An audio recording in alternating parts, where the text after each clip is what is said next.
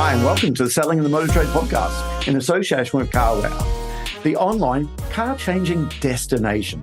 Together, we share tips and ideas on how to sell more cars, improve your service department, and generally put more profit into your department, dealership, or dealer group.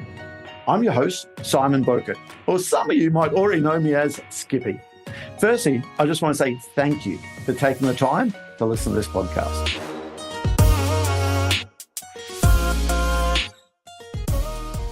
So can you talk us through your leaky bucket management? A sales manager listening to this, a dealer principal, head of business listening to this, run through that theory for me, please. Okay, so I came up with this.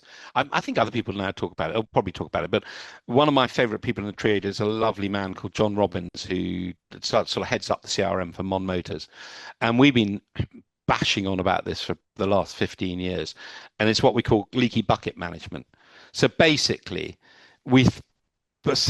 marketing managers and sales managers get obsessed by how many leads have you got coming in, and but what they don't really measure, or quite aware of the scale of it, is how many leads are dropping out of the funnel, the process. Because there's no point spending a fortune on enhanced slots on Auto Trader or pay-per-click or whatever, and actually no one can deal with them. You can only deal with so many leads in a proper managed way. And so the objective, therefore, is to say, right, firstly, how many leads are we getting in? So we can measure that. We measure that on behalf of our customers, and people can measure that. That's great. But actually, how many people are being followed up to the speed and the scale that we want to? And, and then you can see how bad your leaky bucket is. And then what do I need to do to start plugging the holes to improve that? So, we do, for instance, if you're using phone calls, you can give you the stats when you first start to monitor someone's behavior on phone calls. 20% of a sales call from, say, Auto Trader won't even get to a salesperson first time. You will then find when it gets over into a salesperson, 50% of all sales calls never actually make it onto the lead management system anyway. So if it's not on the lead management system, it can't be managed, which is why car dealers, sales managers love form fills, because it's in the system. So if you can, on the basis that 40 to 50% of all sales are made via a phone call, if you can tighten that phone element, make sure you're managing the form fill element, you're effectively plugging the leaky bucket. You don't need as many leads as you had anyway, and you're giving better service. And so it becomes a very virtuous circle, and everyone's happier, and your Google reviews go up. And so if you can't understand your leaky bucket, you have not got the data and the numbers to show you your leaky bucket, that's what we do. We can show you how to do that. And then what do I have to do to plug the holes so I don't actually need as many leads? If you can't measure it, you can't improve it. And if only half are getting through to the CRM system. Of phone calls. So that's actually a quarter. If you think half are form fills, the other half are phone calls. If only half of those are getting through, 25% are just you. So why, on the basis Auto Trader might costing you £100 to £200 per lead, why wouldn't you want to just make sure that your processes or your understanding and your systems could let you know that to bring down the cost per lead, or not have to spend as much on Auto Trader? So why is a salesperson doing that? Are they lazy not to record them on the CRM? Are they don't see the value in it? Do they prejudge? Do they think, hey, I'm a great salesperson, I'll sell every real customer I can? What's happening there for that to be so bad? They are very good cherry pickers. They love low-hanging fruit. So basically, if they don't feel it's really, really a proper lead, they won't take it necessarily seriously, and they're not probably very good at asking the appropriate questions. So they'll often pre-assume what they think is a good and bad lead, based also on the pressure that's been put on them at that particular moment and day. So if you've got a walk-in coming in the next 10 minutes, and someone rings in and you happen to picked up that hot Auto Trader call and you didn't write it down, you've forgotten about it. Or suddenly your boss is saying, Simon, I told you need to move those bloody cars. No, I need to write this all down. Get out there and move those cars. So sales managers, salespeople are often expected to do jobs outside of the sales process. I don't run a dealership and I haven't do it, but if I was a sales manager, my job would be, I would basically try and make as little distraction to my sales team as I possibly could. And I would absolutely focus them on a rolling basis of, when you're on sales, you're the one who's going to own that sale. So you're going to sit in a room almost on a desk. You take all the phone calls, all that, and then you put it in properly, while letting everyone else get on with the other stuff. So you rotor it and you really focus on them doing those leads, and you just do 1 hour, 2 hours, and they own the sale. It goes back to when you said that the deal is done from Auto Trader phoning in within 48 hours, the deal is done. I suppose the top salespeople know that's not Grindo, as you say. That's where I've got to get to them. Maybe salespeople are thinking, if I don't get them in that period, is there any point following up? Now, I would argue, as a dealership, as a sales manager, if there's gold in those hills, we need to stay in touch with people until they buy or die. Absolutely. But that's and so what's really interesting about data and information or people or sales is data has a great value here in the here and now. So if someone rings in, they're in market and they're ready, but over time it picks up again. So if someone rings in and said, look, I'm just on doing the research, blah, blah, blah, but I'm looking to buy in 2 or 3 months' time.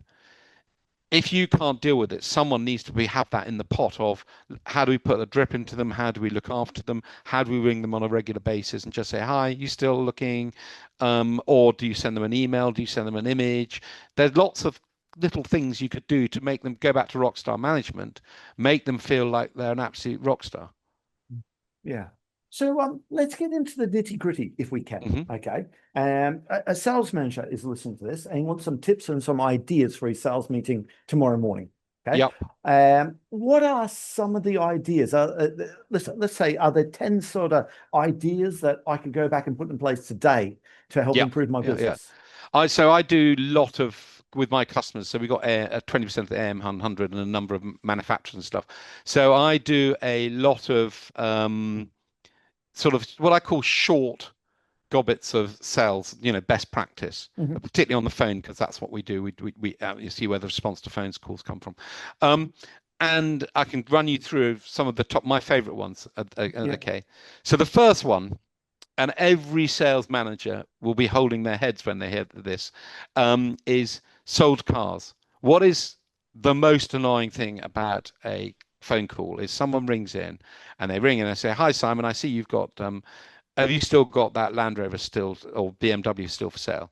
And Simon sits there, goes on to the website, probably says, 1 moment, can I check my stock? Now, I don't understand why you don't know what stock you own.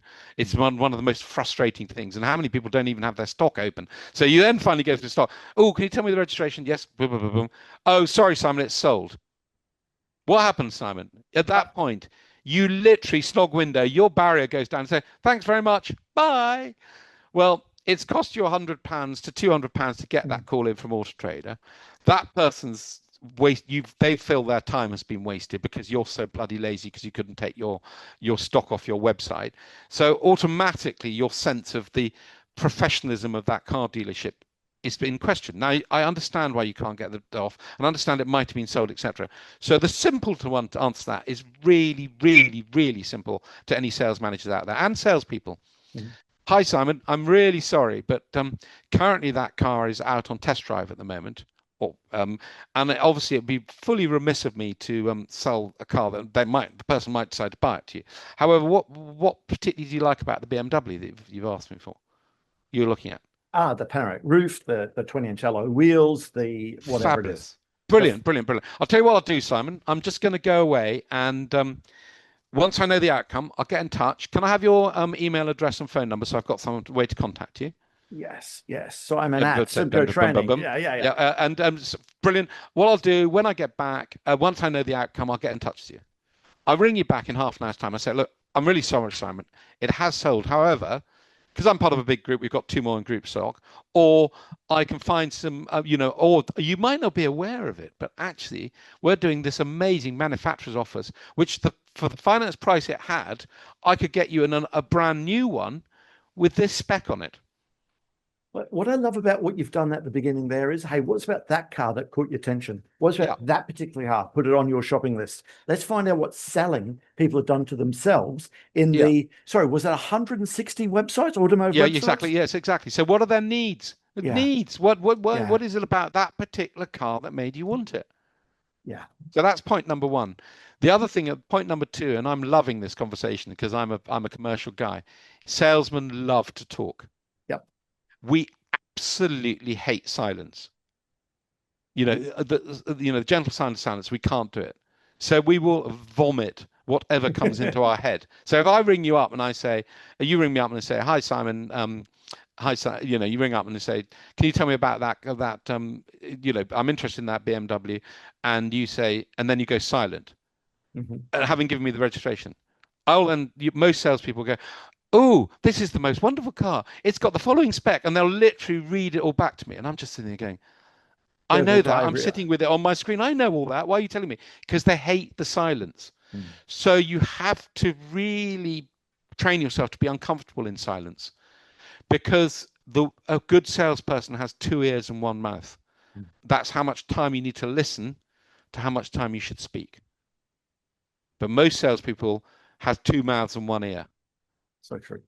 Can I add to that? People listen to this on the videos. We do a See It Now video or whatever system you use. I love video. There's definitely a place for video. But please don't just feature dump on what the customer knows. Too often, the salesperson has the video pointed towards them, the car, not themselves. Okay. But again, when I say, I hear these videos where people say, you've got your 20-inch alloy wheels, you've got your flux capacitor on it, you've got your panoramic roof on it. Customers know that. That's why they inquired on that car, because they spent. But what he or she, sorry, I don't want to be sexist. What they probably should have asked is, "What are you going to be using the car for?" "Oh, because I've just had a new baby." "Can I tell you the ISOFIX system, which you probably know nothing about? We have got the best thing, and it's the only one of the class that can put three babies in the back row at once." And that's not the spec. That's they have, once you know their implicit needs, you've answered how that's going to fulfill that need rather than going through it. It's back to 2 ears, 1 mouth. Ask questions. Yes. Listen, right at the beginning, what's about that car? Put it on your shopping list. So my next tip would be mirroring. And this is a really important one for Gen Z, is that this is particularly on the phone, but if you speak to someone on the phone, and actually face to face, if you speak at the same speed as them, you get more empathy. You and I are quite bouncy people, so we've been talking quite quickly. So I hope, apologies those on the podcast that haven't heard what we're saying. But actually, if you were speaking slower, I would naturally pull myself slower. And what you'll find, especially in brands like the Hondas of this stuff, where the population who buy them are generally older, they have a complete mismatch with young people who speak very fast and they can't hear a bloody word they say. They don't get it, and they don't have empathy. If you listen to someone and speak at their speed, they trust you more. Generally, slower is better, but I get really excited, so I slightly go against my same advice. But generally, go mirror how they do it. Yes, mirror how they do it, but also your speed. That's where the passion comes from, doesn't it? Yes. Your enthusiasm comes through with that. So enthusiasm, which comes back to the next thing, is that especially again in front of people and on the phone, positive, negative, or neutral, you control the tone. You're the salesperson. You're there to excite them. I mean, go back to my hypothesis that a lot of business is very boring. A lot of the day-to-day that we live in is basically fundamentally boring. So why wouldn't you want to brighten someone's life up? That famous expression, "smile before you dial." It's the weirdest bloody thing. But if someone's smiling, you can hear a smile down the phone. Yes, you can. If you've had a shit day and your hamster's died, Yep. and you come in and you're, "Life is dreadful," you could bloody hear it from a mile off. And I don't want to buy a car of someone whose hamster's died. Yeah. Retail therapy. That's what it almost is. Retail theatre. Yes. No, therapy. I want to go therapy because actually my wife might go out for retail therapy to buy a new pair of shoes or something like that. But this is a car. This should be exciting. Let's make sure it's exciting for a customer. Yeah, exactly. And then it does what they want. Excite them. Get them into it. Whatever it is that excites them. But, I've got to say, if any salesperson is just new to the trade, go and speak to your sales manager about the prejudging. Yes, exactly. There will be thousands of stories with the man that smelt and never thought could buy anything, had carry bags full of cash. Yes. Those stories, they just prolific. I think the worst prejudging is women, is sexism. Unbelievable. Have you come across Michelle Breffett? No, yet? no. Oh, she's amazing. She's absolutely a force of energy. But she's runs something called Women in EV, and she has an online. You should get her for the podcast. We'll talk about that afterwards. But she has an online. She's got about 6,000 or 7,000 people on Facebook, women only, who are passionate about EVs. And you get her on the stories of how because she's quite small, but a complete bundle of energy. She'll walk into a dealership. I mean, she and her husband run a body shop. She was very senior in what she was doing in Pentagon Group, running a call center with loads of people, doing all their lead management. But if she ever walks into anywhere with her husband, absolutely, especially men of a certain age, all focus on her husband. Yeah. And that's the stereotyping. So we do see a bit of racism, but especially against women, and women, especially on EVs, because it's a very good choice for children because you haven't got the range, so you don't need to worry about range anxiety. You should be focusing on women for your EV sales. They're over 50% of the market. Yeah, I tell a story in our training about my wife will never buy a car ever again from a particular Audi dealership. Yeah. I won't mention the one. She decided she wanted an Audi. She had an Audi Q5. She'd done all her research. She's a bit of a girl racer. She knows what she liked. But the salesperson knew me. They kept on speaking to me. I had to say, no, it's Emma's car. Yeah. Now, I know my wife. I thought, oh, this is going to go wrong. So I thought I'd help the salesperson out. I said, right, I'm going to go and speak to the head of business. I'll leave you with Emma. Yeah. But went for the drive in the car. Now, Harry, I'm almost certain this one's not said word for word. It doesn't matter. It's how it was perceived. Salesperson took for Emma for a drive and said, it's nice, isn't it? Yeah. Should we go back and see if Simon will let you have it? What? You've never seen she came in and said, right, no, let's go. No, don't like that car. Now, I said, naively, I said, well, hold on, he didn't actually say it like that. Maybe he was joking. Then, of course, I'm in trouble for his joke. Now, to this day, I don't know if he thought he was joking or not. I don't think he was joking. Either which way, it didn't help, did it? No. And I think in this tough market, if you believe the market's tough, there's a lot of work that could be done to improve on how you treat women and be women first. They are over 50% of the market. There are more women than there are men, and there's a lot of them have got a lot of money. And so I'd say Michelle is fascinating about the treatment of women and that stuff and how badly they're treated. Yeah. So that goes back to stereotypes.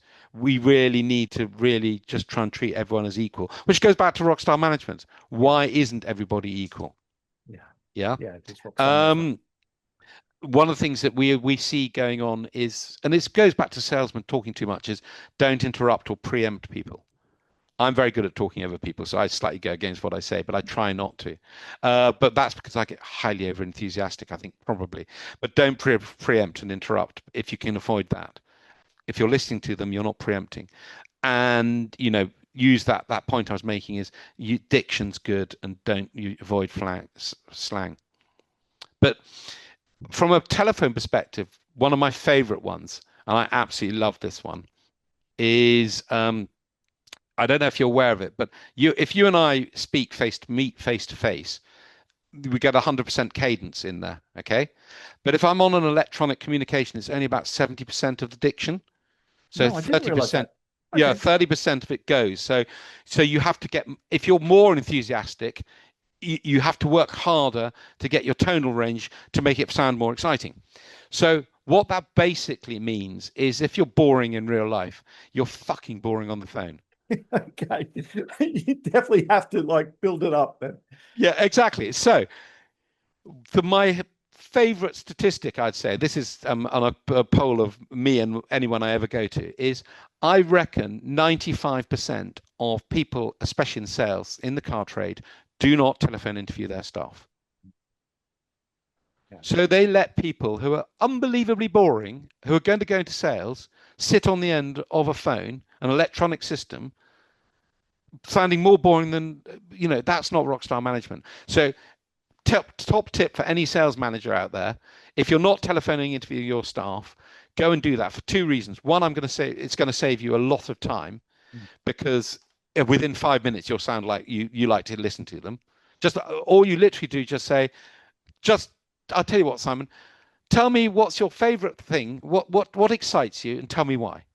Now, if they can't enthuse you about their stamp collection or their beekeeping or their whatever passion. It is, their passion, do you really want them in your business?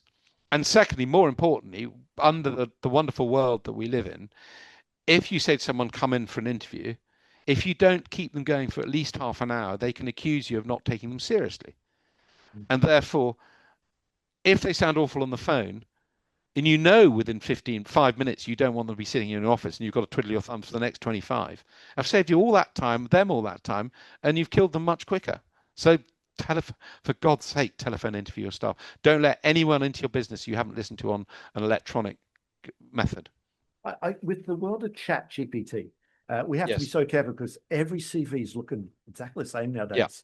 Everyone's using chat to write well, to get through their university degrees, I understand. Absolutely. Absolutely. But this is one way of really separating those people. Yeah, absolutely. And just literally just say, tell me about what's your passion? Why are you excited by it? Now, if I can't excite you on that, why do I want you? How are you going to get excited about putting a human interface over a lump of metal?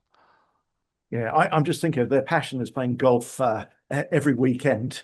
Again, the motor trade might not be the right fit for them. Yes, absolutely. Well, then again, they've answered the question for you as well, but on that front. So the other one that I think is a really good tip, which is a bit more sophisticated.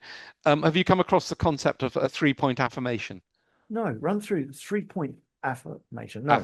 Affirmation. Okay. And this is one that you asked me right earlier on in the podcast. What did I learn from coal my first 60 days or 90 days? I learned this in the coal industry as well. So when we're in car dealing land, everyone gets obsessed by price as being a price. So someone rings up and says, hi Simon, I've seen that BMW. Tell you what, if you give me £1,000 off that car, I'll buy it from you. So Simon, being the cheese-eating surrender monkey that he is, goes into his boss and says, hi boss, but if you give me £1,000 off, I think I've got a deal here. So his boss, being the I've got to hit my target monkey that he is, or she is, sits there and says, I'll tell you what, we've got only 2 cars to go for our target. I'll give you that 1,000. And what they should really say to them is, actually, I'll tell you what, Simon, you can have the 1,000, but you get no commission. To give them some backbone. But anyway, put that to one side. What they need to learn to do, and we learned this from the coal industry, every time you get what I call a pinch point in a discussion or a negotiation, if you want to call it that, which is what I call a flash point, of which price is always a flash point. Yep. You always move it to one side in the discussion. And you then say to them, you then get them to affirm why it is that they want that product or that car, in this case, the car. You then say to them, so Simon, John, one moment, can we just park £1,000? I hear you, but can I just park there? Can you confirm about the BMW? You wanted the electric blue. Yes, that's the one. Yeah, that's the one. And you wanted the sunroof, yes? Yes, definitely the sunroof. And you I think you told me the Bose sound system was particularly important. Definitely. I love my music. Definitely. Exactly. So what we're saying is you want the sound system, you want the color, and you want the sunroof. And if you affirm something, it's really bizarre bit of psychology. If you affirm something 3 times in a row in the affirmative, you're so psychologically drawn to that product and me, who I'm talking to. I then come back to you and say, look, if I want to, I can say, well, about the £1,000, I'm really sorry. It's really difficult for me to do anything there. However, because it's a wonderful thing. And you did tell me it's got all the bits you're looking for. However, if you then have a gimme, and you might say, but what I can do, I'll make sure that I get, it's got a free service if you want it next year or whatever. but you've removed price, and I've made you psychologically drawn to the vehicle. Just reconfirming the car's right before we get into the numbers as well. Yes, exactly. So, Simon, I don't want to sell you this car yet until I check it's right for you. So let's just ignore the price. I need to understand that you're going to come out with a car. I can sell you this car tomorrow. And yeah, I can easily say it's £1,000, but I don't want to do that to you, Simon. I want to make sure it's got what you need. Now, how do you want to start arguing with me about price when you've told me what you need three times in a row? Yeah, lots of little yeses to get a big yes. Yes. That's what we're going to do there. But also the yeses, that goes right back to, hey, what was about that car that put it on your shopping list to start with? Yes. Right from the beginning of that. Yeah, which is, listening to someone. It's listening to someone. So, and again, this is one about phone calls and or face-to-face. Always make sure you recap. If you think about presentations, tell me what you're going to tell me it, and reconfirm what you've just told me. So it's the rule of three, in a presentation or whatever. So, and that's no different to car sales. I ring in the car, tell me more if you want to know more about the car, but you've told me these things you want me to do for you. Rockstar management, I will go away and this is what I'm going to do. And this is the time frame I'm going to do it. And then that's where we go. Marshall Group always had a wonderful thing called Marshall Moments. And these are the reaffirmation of you're reaffirming, confirming, or sorry, not reaffirming, you're confirming great moments where you're making them feel great. Marshall Moments, not heard that before. So it's Marshall had a thing. I don't think they now do it anymore. But, obviously back in the day under Dash, he had a thing. There was a really strong emphasis on what they would call a Marshall moment. And one of the Marshall moments is they'd bring out a pen and they'd hand it to you to sign the contract and say, do please keep the pen. And it was a nice pen. And that was a Marshall moment. So they had worked out some fun things within it. Yeah. Yeah, like that. Very good. So you follow up on your agreed actions, and then probably the only other one, which I might be a useful one for you, is people historically and still do get obsessed with getting someone to make an appointment. And there's, manufacturers can say, did you ask for an appointment? Did you ask for an appointment? And there's thing that I think is really interesting but really exciting in the car trade is that it's changed in that you can have distance selling and you can have local selling. And sales managers and salespeople are really bad at being upfront very early in the conversation to say, which route do you want to go down? Do you want to have an appointment or do you want me to get the car to you? And there's two reasons why that's really important. One is people get really bored of trying to be appointed. Well, let's say I live in Kent, which is where I live, and you ring me from Inverness, and you found my car.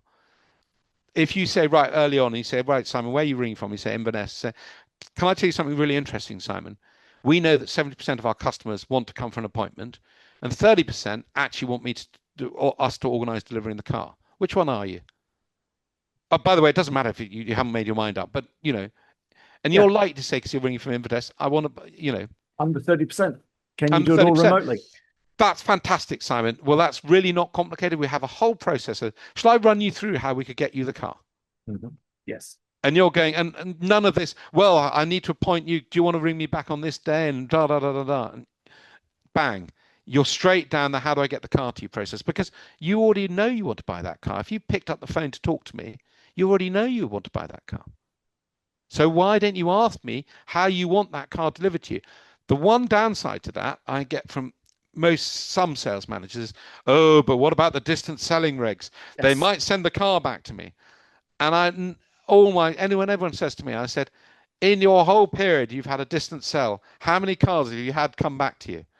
None. Yeah. Or the worst case scenario, you hear the occasional, don't you? Yes. Yeah, but that that's very bad luck if that happens. And you can do some things to protect yourself around that. Yes, you can. Yeah, but actually the reality is it doesn't happen. Yeah. It really doesn't. I'd much have a good review saying, bloody hell, I love dealing with Harry. I was based in Inverness and he got the car to me and. I suppose the further away someone is on a used car, yeah, Harry, the hotter they are, aren't they? Yeah, of course they are. Of course they are. They're calling it like you did. You went to Yeah. Wales from Kent Yeah. because it was the Passat estate with four-wheel Four-wheel. drive. Yeah. There's only two of them in the country. You were driving to Wales to get that car, Yeah.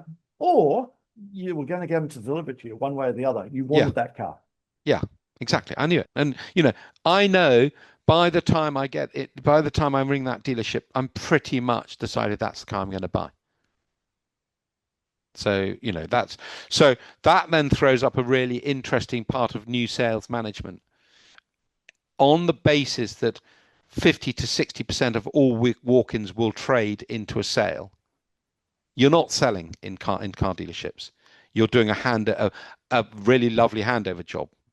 However, if I was sitting as a sales manager or a salesperson, I would be looking at my walk-in log and saying, those 50% who walked out, what did we do wrong to them such that they didn't buy from us? Where did we fall down? Because they should have bought from us, because they made the bloody effort, because their time is unbelievably valuable. Yeah. They've made the effort to come to you.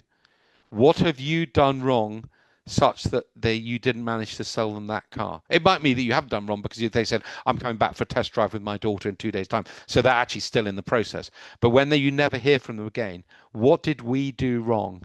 Why didn't we capture them? Because they've actively come in and seen us. Right. Again, managers, you want to make a very quick impact in selling Yeah. cars. Yeah. Double close, second face, call it what you want. 100% of the customers, 100% of the time, you have to speak to every customer before they leave there, because you're just not seeing them again otherwise. And actually, before this podcast, I did sit down with the team in here and I said, what's your experience of being in car dealers? Because we all buy cars. And what's your experience? And every single person just said, is either I'm completely ignored, Yeah. or they're all over me like a bad rash and won't let go of me. And why, when someone walks in, don't you have almost a process? So when the receptionist says, "Oh, can I help you?" Yes, I'm here to look at some cars. One moment, would you? I will get our expert to just quickly run you, get a quick couple of understanding of your requirements and the style that you would like us to talk to you. And then they come over and say, "Look, let me make. Do you like tea or coffee, or do you like a soft drink?" Right, Simon. Would you like to first of all just walk around the dealership without me following you and just have a look at a few cars, or have you got a particular car in mind? Can I come and run you through that car? But you give them that choice of how they want to treat it, and after 15 or 20 minutes, if they're still walking around, go up to them and say, right, is anything here you've started seeing, but you're not all over them. But it's a little bit like buying a suit or something like that. When you go into a suit shop, they look at you and say, what are you after? I'm looking at buying a suit. Right. Do you want me to go through the process, or do you want to just look at a few? And then they're interacting with you. Whereas car dealer groups, they either leave you dead, Yes. or they hang onto your ankle and just pull themselves around your ankle. And it's just like, get away from me. I can't have I just want to do my thing. Yeah, I'm going to say lots of salespeople avoid customers who walk in nowadays, which is wrong, which is Yeah. absolutely wrong, just because they know so many people email in first, phone in. I mean, it's swapped around. We used to say walk-ins, Yeah. phone calls, and then there was this email thing happened. Yeah. But now that's turned on its head, okay? Yeah. Everyone emails to start with, or some sort of digital inquiry, to go to a phone call, and then occasionally people will walk in. And I made a mistake trying to buy my last car in the motor trade. I walked into a dealership, not realizing that real customers that email a phone first, and it's getting someone to speak to you is kind of like getting someone to speak to you in a I don't know, a Curry's electrical retailer. Yeah, that can be the same thing sometimes. And you're spending money, and you're trying to spend this money. So why wouldn't you say, what type of tea do you? While I'm making you a cup of tea, why wouldn't you have someone? So why wouldn't you have, maybe you could have almost like a two-tier sales process. Why wouldn't you have a junior saying, understanding needs, and then triaging them into the style that they want to be looked after? I find I remember I think the sales process, people are expecting too many people to do all of it. I remember talking to someone once in Audi, and they were very interesting. They said, we at some stage we need to wake up in retail and say we're a bit like a fine diner. we need to start breaking out. You have the sommelier who does this, you have the person who does that, and then you have the closer, so you wouldn't expect the chef to come and offer you the wine and then serve it to you and then run off and cook it. Yeah. And I think we with the digital and the way it's going, and good groups are beginning to do that, centralize, say, the phone calls, centralize the emails. So the people in the front, they're the front face. They will talk to people they walked again. A bit like that club I told you where everyone's called George. Well, every salesperson is effectively a George until someone walks in, but then they're treated like a different person to the people above. Now, you could then argue, well, how do we deal with commissions? Well, I have a belief that actually you should be much more sharing commissions so that you would have the top head office who are taking the initial leads in. They would act almost like a sergeant major. So they have a bit of skin in the game. So if Simon, you were the front-facing person in the dealership, they would ring you and say, Simon, Harry's come in. I know he has because he's booked in. How have you got on with him? Oh, well, he was a bit of a waste of time. Well, I'm about to ring Harry because we're in the deal together. And if Harry says, well, Simon treated me like a numpty, or actually, no one ever spoke to me. And so you have a model, I believe, that is a centralized model where they're acting. So the sales managers, because you both of you've got some skin in the game, you're being effectively slightly managed by the person externally. But that might sound slightly bonkers, but I think that would make a much tighter sales process. Yeah, I suppose I'm just going through my mind there, that you've got product geniuses, you've got showroom managers, you've got lots of different structures there. But I tell you what, all of that, treat people like rock stars. And it's brilliant at basics, as Inchcape used to call it. Yeah. Brilliant at basics. Far too much fluff has been slapped into the process. Far too many reports are expected to be produced, where it's actually when someone walks in, someone inquires, or you're presenting everything, that they just like you as a human being and they want to work with you as a human being. What can you share with me? What are your insights with MediaHawk? You work with lots of dealer groups. Okay. You see the good, the bad, the ugly, I'm guessing. Or let me rephrase that. Okay. What separates the great from the good? What takes it? You met people like you mentioned Dash Gupta, John O'Hanlon, some of the great operators there. What separates the great from the good? I think there's a number of things that separates the great. Firstly, they're fair but hard, expect great things from their individuals, but they're generally very fair people. So they work bloody hard, but they expect their people to step up, and they give them the responsibility to step up and do that, overlaid with an absolute passion for the customer. So they behave how they would expect to be treated, and they expect therefore the staff to behave like that. And then they focus when they are training them on making sure people understand that whole etiquette, that rock star management, that all that sort of stuff. I mean, there's John O'Hanlon with Wayland's Group, who are one of our customers, and he's, they got really market leading returns on sales, and John is one of the most charming men you've met. He's not like some leaders in the trade who are really alpha male bullies. He employs lovely, really good, bright, able people who want to work for him because it's a good company. And he gets market leading return on sales. And you can look at and that's the good, that's the great from the good. And the bad is this thrashing, flogging mentality, which is all about just focusing on the next deal and etc. And I'm not going to name any names, but I think we can all just start seeing some of these especially big groups, and not consistently make bad return on sales. And then you follow some of their senior management, and they have that style that is not nurturing people to do great for their customer. They see it just as numbers and process. Yeah. Are there any other insights that with your day-to-day job with MediaHawk, any other insights that would really help a manager listening to this? You mentioned before the amount of research people do, 160 automotive websites. Any other research there? What are the other ones that I always think? I always get absolutely gobsmacked. Go back to the central thing we said right at the beginning was, how would you like to be treated if you were to spend £50,000 of your money? I take that like a rock star, then why on earth won't you put a photograph of that £50,000 car on your website? Some dealers, up to 15% of all of their cars have no photograph. Would you go and stay in a hotel where you can't see the bedroom?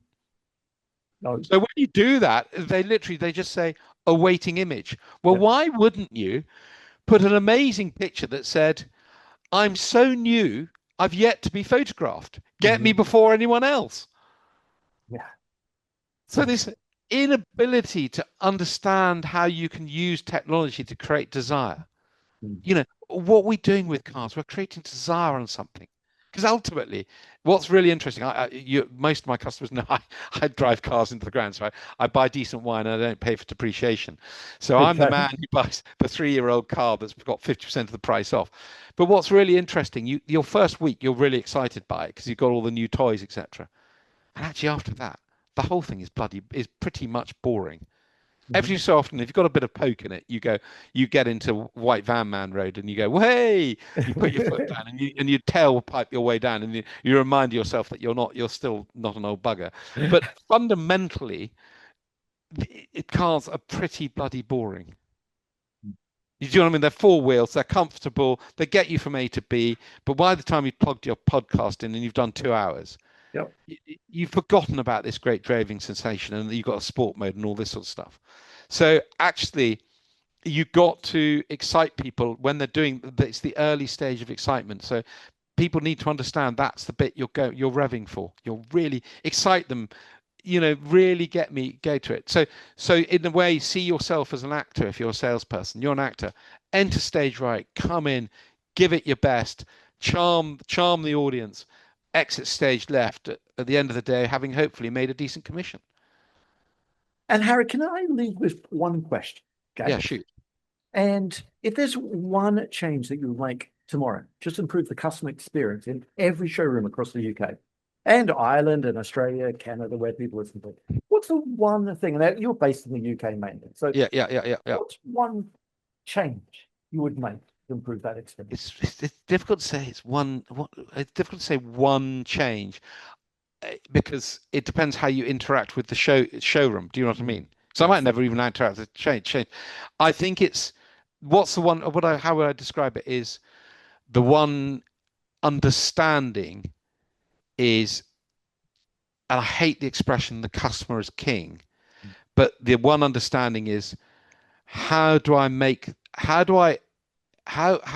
anticipate that person's every move such that they have the most amazing experience and will remember that for that. So how can I create the most amazing experience around selling a car that doesn't cost me nothing relatively, but makes the other person feel like $1 million? So So what's the one thing? How can I make someone feel like $1 million? That's the one thing is if I walked in every day and say, how do I make Simon feel $1 million? How do I make Harry feel $1 million? How do I make X feel $1 million? What do I have to do to make you feel $1 million? Because if I'm making you feel $1 million, I therefore have made the car to you feel $1 million. So, what do I do? What do I have to do to make you feel $1 million? What do I have to pre-anticipate? What do I have to know about you that makes you feel good? I'm just loving pop star management. Yeah, I call it pop star. I've always called it pop star management. And because we are in the, Ozzy Osbourne, if he wants his M&Ms in pink, blue, and white, don't ask. It's not you. It's not for you to ask why. It's for you to deliver why. Right, Harry. How do people find you? What's the easiest way for them to reach out to you? On the website, so mediahawk.co.uk, you'll contact me. LinkedIn, I'll link into everybody. I'm a complete LinkedIn tart. I write for those of you who linked into me. Those who know me. I write a lot about the trade anyway. So I've been doing a lot about Chinese cars and what I call the Chinese brand national, which is my current beat. If you're a car dealer, you do need to have a Chinese brand, but which one's going to win and which one's going to lose? Wow, discuss. That's a podcast in itself. There's going to be winners. There's going to be losers. Losers, yes. But if you then if you think about the reason I call it the brand national, it's a riff on the Grand National. Yep. Think about the Grand National. One horse always wins, but always on high odds, and you always go, "Damn, why did I get 15 to 1?" And with the heritage brands and the Chinese brands, we're in the middle of the brand national. And there are going to be in 5 years' time, I think I read, is there 100 Chinese brands? And they estimate there'll be 7 in 5 years' time. So if you are, just because you think you've got the right Chinese brand, I won't say their name, but there was a great article on the FT. There's one Chinese brand that doesn't pay its suppliers for 275 days. 275 days. That's their supply days. Well, that's an indication that you're getting quite close to going under. Yeah. And yet they're one of the big brands who are coming in as we speak. So sorry, I've riffed sideways, but I speak about all that. I write about that. So find me on LinkedIn. To be fair, Harry, though, there is another Chinese brand that is so propped up by the Chinese government that if you work out how much they're apparently losing on every vehicle they sell, they're buying a market. And again, without naming who they are, people will probably can know who they are. And they are definitely buying a market. And Simon, the easiest way to remember how to find me, if you just remember, just think Hairy Bot. I've always been known as Hairy Bot. So just look up Hairy Bot, but call it Harry rather than HAI. Put 2 R's, remove the I. Look up Hairy Bot. I'm the only one there. I'm the only one there. So I have images of Dave calling you Hairy Bot at school. Well, that's for another discussion. Is for another that's for another story. Harry, your passion and enthusiasm is so infectious. So thank you very much. Well, thank you, Simon, for putting up with me. I must say, I'm rather amazed that you want to speak to me, but that's by the by. Thank you again. Thank you. Well, thank you. I really appreciate it. Thank you.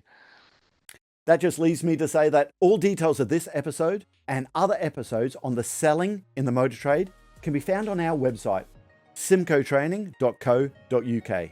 Go there to get a copy of our book, Words That Sell Cars. Go there to sign up to a free trial of our Sales Fitness online sales training program. Easiest way to get hold of me is Simon Bowkett through LinkedIn. Thank you.